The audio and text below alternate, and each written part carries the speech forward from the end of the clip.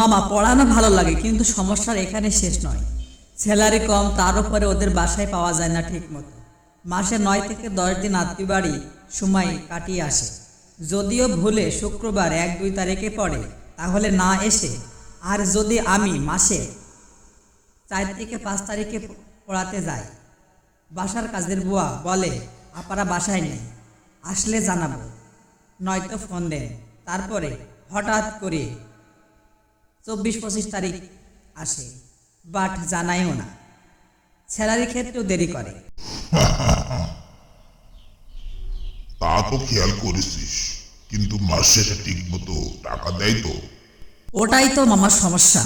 মাস শেষে গেলে বলে পরের মাসে আসেন, টাকা চাইতে গেলেও শুধু দৌড়াতে হয়। বলিস কি?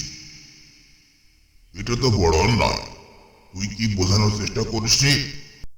মামা, বোঝানোর কিছুই নেই। এখন আর বিশ্বাস করতে পারি না। কখনো বলে বাসায় নেই, আর থাকলেও বলেন আর একদিন আসেন।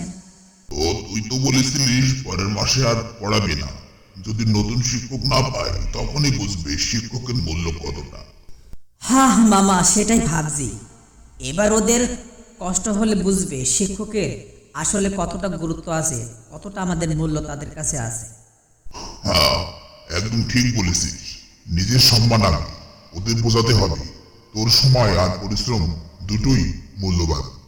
বন্ধুরা, অসংখ্য এরকম বাসার টিউটরদের সাথে প্রতারণা করে, বিভিন্ন ধরনের ছলচাতুরির মাধ্যমে দিনের পর দিন একটা শিক্ষিত ছেলেদেরকে, শিক্ষকদেরকে অপমান অপদস্থ করে।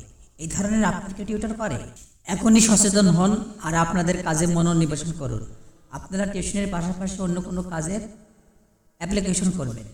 প্রয়োজনে আপনারা বিভিন্ন সফটওয়্যারের উপরে কাজ শিখবেন। বর্তমানে আউটসোর্সিং, ফিনান্সিংয়ের উপরে কাজ শিখলে আপনাদের বেকারত্ব দূর হবে, মানসিক কষ্ট দূর হবে। আল্লাহ হাফেজ, ভালো থাকবেন, সুস্থ থাকবেন। আমাদের চ্যানেলটিকে সাবস্ক্রাইব করতে ভুলবেন না। আল্লাহ।